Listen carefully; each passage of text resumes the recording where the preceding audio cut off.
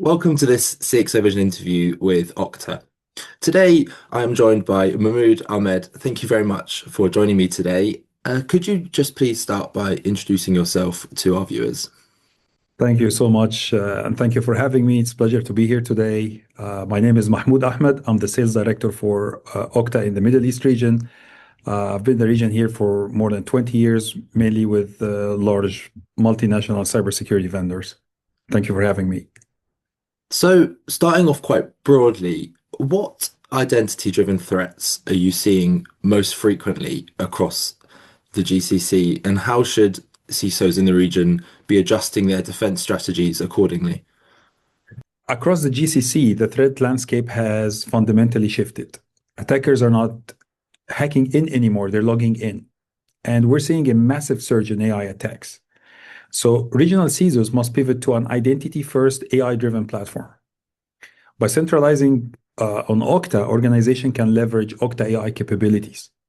Okta machine learning, for example, analyze billions of authentications globally in real time, instantly recognizing behavioral patterns and blocking malicious authentication attempts before even the users get the login attempt.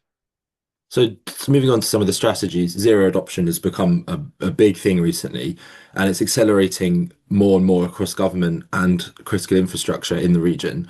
What are the biggest implementation challenges that regional CISOs are facing, particularly in regards to overcoming legacy complexity? Yes, absolutely. That's a great question. The biggest roadblocks that we see, especially in oil and gas and government, is legacy systems. The problem is many of the systems don't support modern protocols, making them a blind spots for security teams. To overcome this, CISOs must bridge a gap intelligently rather than rip and replace. Using Okta, organizations can connect legacy applications directly into Okta modern identity control plane. And what makes this incredibly powerful is that layering AI on top of it. So by routing legacy access through Okta, AI engines can baseline normal usage for these older applications and automatically recommend zero trust access policies, wrapping outdated tech in modern adaptive security. Great, absolutely. And with rapid digital transformation initiatives such as the Saudi Vision 2030 and UAE's digital government strategy, how is identity security evolving to support these large-scale national transformation programs without slowing innovation? Great questions again. Programs like Saudi Arabia Vision 2030 and even the recent announcement from Dubai to consolidate all of the government services requires unprecedented scale. So it presents a challenge that they need to onboard millions of citizens and consumers with zero friction, while simultaneously defending them against sophisticated AI attacks, which is a tough task. Security must be an enabler for these projects and these visions. So by leveraging, for example, Okta customer identity and access management, governments can deploy out-of-the-box secure identity components. The key differentiator here is Okta AI engines. At the moment of registration or login, AI evaluates the context and the telemetry silently, blocking malicious traffic, while providing frictionless, passwordless experience for legitimate citizens.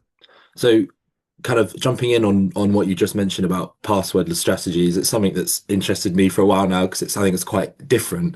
Yeah. But phishing-resistant authentication and passwordless strategies are becoming more and more popular. So do you think regional organizations are ready for widespread passwordless adoption, and what practical steps should CISOs be prioritizing first? Indeed. So the region is highly motivated, particularly because AI-driven phishing has rendered basic passwords and SMS-based MFA useless.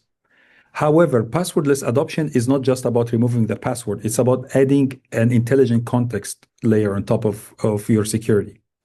So I think CISOs should prioritize rolling out a solution similar to Okta FastPass, for example, combined with AI risk signaling. So what CISOs need to do is, first of all, deploy a device-bound identity, something like Okta FastPass, which binds the user identity to their devices, stopping all the man-of-the-middle attacks. Second, they should enable AI-driven context. So let the machine learning continuously analyze the device posture, network location, behavior, and if the AI detects any anomaly, it automatically stops the attacker. And last but not least, automate remediation. If Okta detects a sudden behavioral shift or change, it automatically suspends the passwordless session and steps up security. Yeah, and so kind of following on a bit from that, how can CISOs balance the user experience with these stringent security controls, particularly in higher regulated areas such as banking and energy? Uh, it's always been a challenge, security and usability. This is the common challenge everybody's facing in security. But in highly regulated industries, if you put a blanket security policy that demands everybody to do manual MFA every single time, first of all, you fatigue all of your users and it actually decreases security, not increase it. So the balance that need to be struck is through the AI-powered adaptive MFA. With Okta, you don't have to choose between security and user experience anymore. Okta AI algorithm builds a unique dynamic behavioral profile for every single identity in your organization. So, for example, when a bank employee logs in, the AI calculates the risk score in milliseconds based on dozens of signals and behaviors. If the behavior is typical, the experience is invisible. We only introduce friction and additional security only when the AI flags an anomaly. Yeah, definitely. And sort of moving on, what trends are you seeing in compliance requirements across the Middle East when it comes to identity governance, and how can CISOs future-proof their identity programs?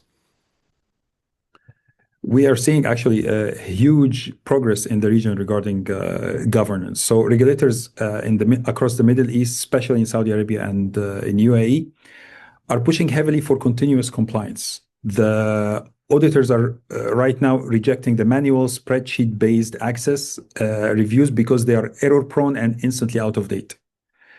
So as a CISO, and to future-proof yourself, you must converge access management with an AI-driven governance.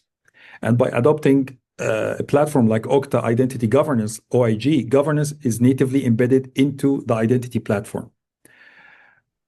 Okta AI transformed this process by generating intelligent access recommendations. So instead of a manager blindly approving massive list of access requests, the AI analyzes peer usage, historical data, behavioral patterns, and tell the manager exactly who should or should not have access.